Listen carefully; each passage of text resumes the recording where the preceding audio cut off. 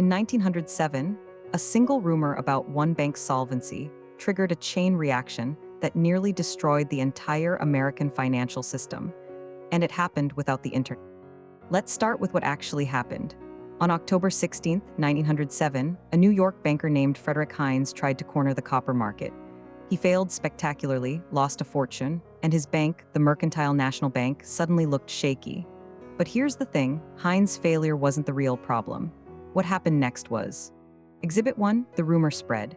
People heard that Mercantile might collapse, so they lined up outside the bank to pull their money out.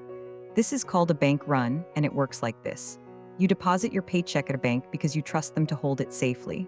But banks don't keep all your money sitting in a vault. They lend most of it out to other customers. As long as not everyone asks for their money at once, the system works fine. But when panic hits and everyone shows up demanding their cash simultaneously, the bank simply doesn't have enough. There's a shortage, so Mercantile ran out of money. And once that happened, people who had deposits at other banks started to wonder, could my bank run out too? Exhibit 2, the panic spread like wildfire. Within days, runs started at bank after bank across New York. People didn't care whether those banks were actually failing. They just didn't want to be the last person in line when the doors closed. Fear became contagious. Now here's where it gets worse. Banks weren't isolated. They were connected to each other through a web of loans and deposits. When one bank failed, it owed money to other banks. Those banks then had cash shortages of their own. The crisis started jumping from institution to institution like dominoes.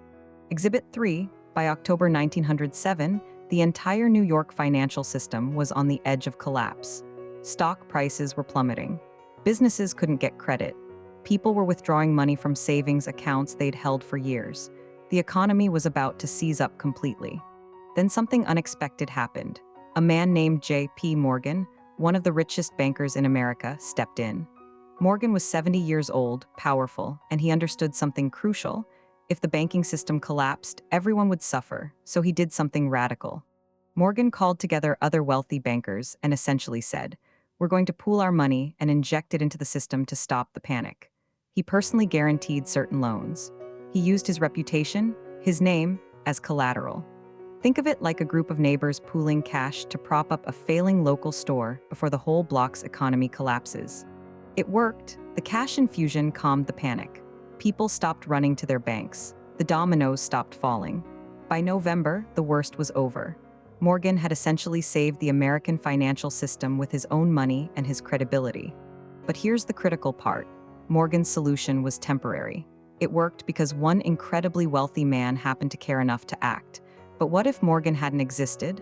What if he'd been out of the country? Or what if the panic had been even bigger? The system had no built-in safety net. This realization terrified Congress.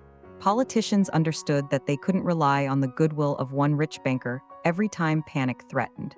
The financial system needed a permanent stabilizer, an institution that could step in when things went wrong. Exhibit 4, in 1913, 6 years after the panic, Congress passed the Federal Reserve Act.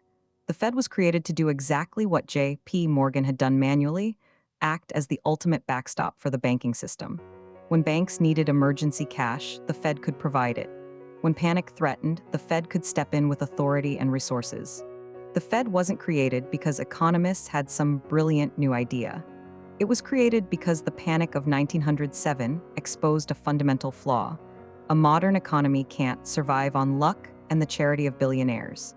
It needs institutional structure. Now, did the Fed solve all banking problems forever? No, banking crises have happened since. But the Fed created a safety mechanism. It gave regulators a tool to respond quickly when panic threatened. It meant that no future crisis would depend on whether one rich person felt like saving the economy. So here's what we've established. The panic of 1907 nearly destroyed America's financial system because banks were interconnected. Panic spreads fast, and there was no safety net. That panic forced the creation of an institution, the Federal Reserve, that fundamentally changed how modern economies manage crises. The Panic of 1907 wasn't just a historical blip. It was the event that revealed how fragile the system actually was, and it forced the creation of the institutions we still depend on today. Understanding how it happened helps you understand why your bank account is insured, why the Fed exists, and how modern economies try to prevent contagion. This video is for educational and informational purposes only and is not financial advice. Always do your own research. If you want to understand how financial systems actually work, not what to do with your money, but why things function the way they do, subscribe. New deep dives into the mechanics of money, markets, and economics come out every week. Subscribe so you don't miss the next explanation of how the financial system actually works. This video is for educational and informational purposes only and is not financial advice. Always do your own research.